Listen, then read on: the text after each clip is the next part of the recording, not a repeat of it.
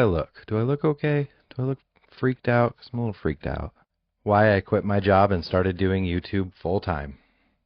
There's really two parts to that question. The first part being, why did I quit my job? And the second part being, why did I start doing YouTube full-time? In order for me to answer the first part, I'm going to have to take you all the way back to 2006 when I began my illustrious career. At 16, I dropped out of high school and immediately found a job working in construction.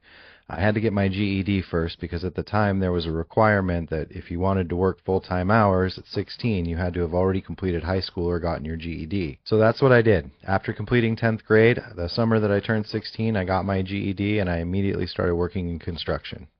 And I really liked it. I loved it. I loved having a finished product at the end of the day that I could stand behind and that 50 or 100 years from now would still be standing. I still drive by houses that I worked on and I'll point them out to people and say, yeah, I helped build that house. It was hard work, but I learned it quickly and things were going really good. And then 2008, the housing market crashed. The company I was working for almost went under. We had no work. There was nothing being built. So with no choices, no options, and no other experience outside of construction, I went to work for one of the big banks in a collections department. Keep in mind, in 2008 and 2009, after the housing market crashed, the federal government bailed out all the big banks. This means that I was talking to people who lost their houses and their cars and everything that they had to these banks and trying to collect on their credit card bills. This was one of the most soul-crushing jobs I have ever had. There I was on the phone every day with people who hated me. I hated me too. It felt like I was doing a deal with the devil. Despite absolutely hating the job, I was actually pretty good at it, and I learned a couple of things. It taught me that I liked working with people, and that I also liked producing a product for people to consume. So I started working in restaurants. I started out first as a short order cook, then a sauté cook, then a grill cook, and then eventually I started running the entire line. I learned that not only did I like working with people and producing a product for them to consume, but I also liked being in kind of that conductor's position of making sure the moving parts are working together. Kept working my way up, and I was pretty soon to be a head chef. I was running a catering department for a large grocery store, and that was when I found out that my first child was on the way. Even though I loved everything about cooking, it just wasn't a career path. You know, head chefs don't make any money. The only chefs who make any money are the chefs on TV. Everyone else makes less than bartenders and servers. So I started once again looking at jobs that were more physically hard but also had better pay.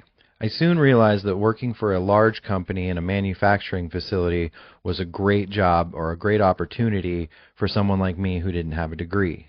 You could get into an entry-level position, prove yourself, work your way up, and find yourself in a much better position within just a couple of years. So that's what I did. I found the lowest grade position at a factory, and I applied for that job. I got that job. I worked that job for about a year, and then I got my first promotion. I then got promoted 2 more times. When I left, I was in one of the highest paying production positions at the plant. Now, there were a number of reasons why I actually left, including DEI, a lack of leadership, and the deteriorating state of the plant in general.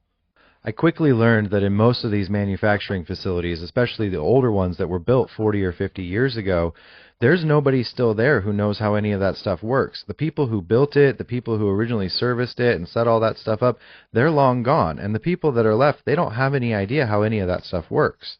And they're far too busy with DEI initiatives and environmental programs and all that other HR BS to really even be concerned about it.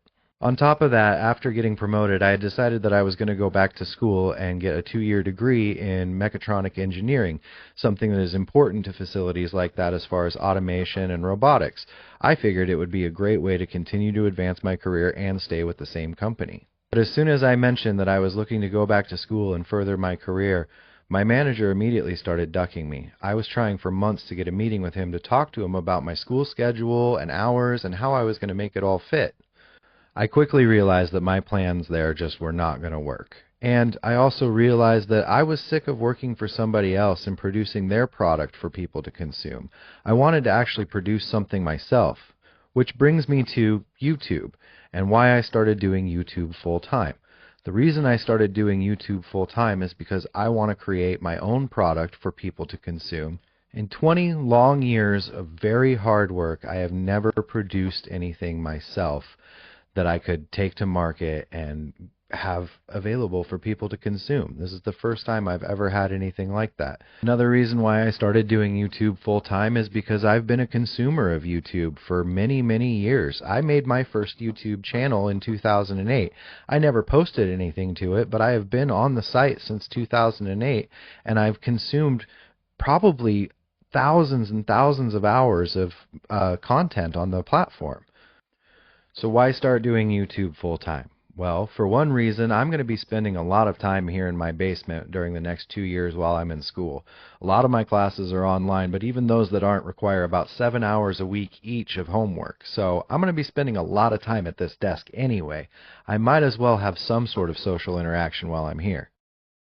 I was talking to someone the other day, and we were talking about her favorite podcast, and one of the things that I brought up was how we spend enough time with these podcasters and these YouTubers and these, social media people that they start to feel like our actual friends. We probably, at least a lot of us, spend more time, consuming content from various creators than we do actually talking with our real friends in real life. I've noticed that, my social interactions with people who I would consider my lifelong friends have gotten less and less over the years. And as time goes on, they just do. Our lives fill up with family and work and all sorts of things that keep us from having those, those times where we get to hang out and just socialize with our friends. And I think that YouTube and, podcasts and things like that fill that gap in a really unique kind of way. And so I do feel that those are genuine connections. You spend enough time watching people, especially genuine creators who are making something from the heart, you really do know those people. And yeah, the relationship is a little bit one-way blind, but that doesn't mean that it's not a real relationship. And that's really what I want to create here. I want to create a community. I want to create friendships. I want to share with people and have people share with me. And I want to feel like I'm a part of something. So if you want to feel like you're a part of something too, please join my channel. Please come with me. We're going to build this together. We're going to build this channel, we're going to build this brand, and we're going to have this community of like-minded people who come together and share with one another and enjoy conversations and comments and all sorts of things. So if you're into it, great. If not, that's fine. I understand. But if you're into it, it's really easy to support the channel. I'm not monetized. I'm not selling t-shirts. I don't have a software or a program that I'm trying to sell to you. Just push the subscribe button. Let's get to 1,000 subscribers. Thanks again for being here. Be sure to push the subscribe button. Have a great day.